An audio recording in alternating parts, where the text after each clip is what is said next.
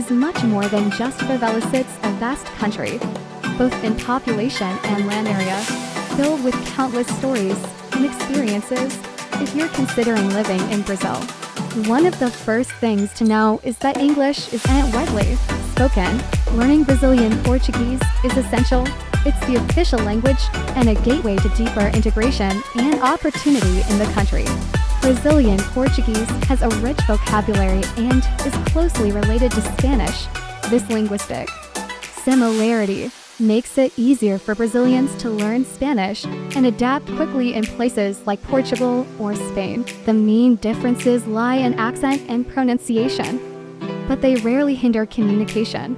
Brazil's early history traces back to the 1500s, when Portuguese explorer Pedro Álvares Cabral accidentally discovered the region while en route to India. The land was seized by Portugal, and over time, the country switched hands between the Portuguese and Spanish through various conflicts. Like many Latin American countries, Brazil was a colonial outpost and exploited for centuries.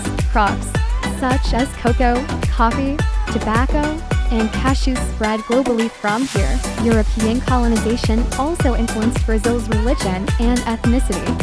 Today, around 85% of Brazilians identify as Christian. Over 500 years, a blend of Portuguese, French, Spanish, Dutch, and indigenous peoples created Brazil's unique and diverse population. Just like Argentina, you'll find Brazilians with very different appearances and cultural roots. Despite the challenges, Brazil is far from unlivable. Yes, crime exists, but Brazilians are famously warm, cheerful, and welcoming. Even during economic hardships, people smile, socialize, and enjoy life.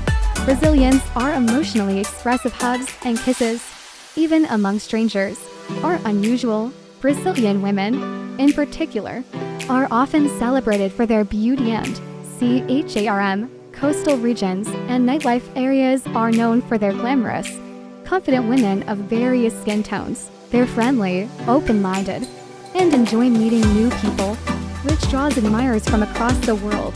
Beyond beauty, Brazilians have a deep love for soccer and dance. Football is a national obsession. Boys across the country dream of becoming professionals. If talented, a child can rise through youth clubs and eventually sign with major European teams. Soccer offers one of the few stable career paths for many. Dancing is another key part of the culture. While Argentina is known for tango, Brazil prefers the lively energy of salsa and samba. These dances foster social bonds and keep the culture vibrant even during hard times. In every city across Brazil, soccer dominates local life. People live for their clubs, and stadiums are packed during league matches. The passion for the game runs deep. Soccer is more than a sport. It's a way of life. Living in Brazil can be very affordable, especially for people earning in dollars or euros. A middle-income family from the UK or Canada might struggle at home, but live comfortably in Brazil. With the same income, they can afford private schools, luxury homes, and even household help. A monthly income of just $3,000 can go a long way, not just in Brazil, but throughout South America. However, integrating into Brazilian society requires understanding local etiquette. Hygiene is taken very seriously. Brazilians typically shower daily, and body odor is a big no. Offering someone food from your plate or with bare hands is frowned upon. If you're offering food, wrap it in a napkin or use a plate.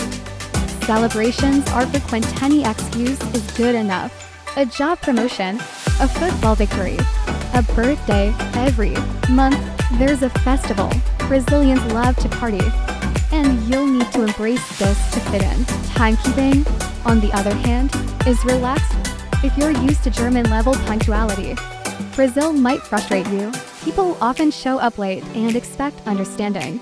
Saying no directly is also rare. People are warm and sympathetic by nature, so reading body language is key to understanding true feelings. Speaking loudly is common and not considered rude. In fact, raising your voice during a disagreement may even make you appear more confident. That said, theft is a real issue. So never touch others' belongings without permission even if your intentions are good. Many are highly sensitive about personal items due to widespread crime. Buying technology in Brazil is expensive. Most products are imported and heavily taxed, making them unaffordable for many.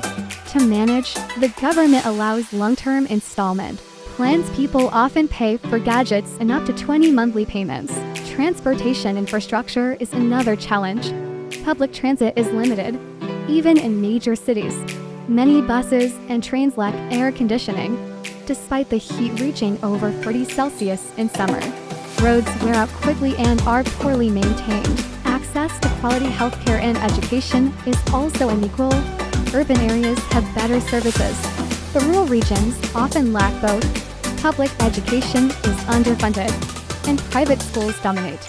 As a result, social inequality persists. In politics, Brazil is a democratic country, and voting is mandatory. However, corruption remains a widespread concern, and many citizens feel disillusioned. They believe hard work rarely pays off. Taxes are excessive, and success is resented. Even wealthy individuals face criticism and suspicion from the less privileged.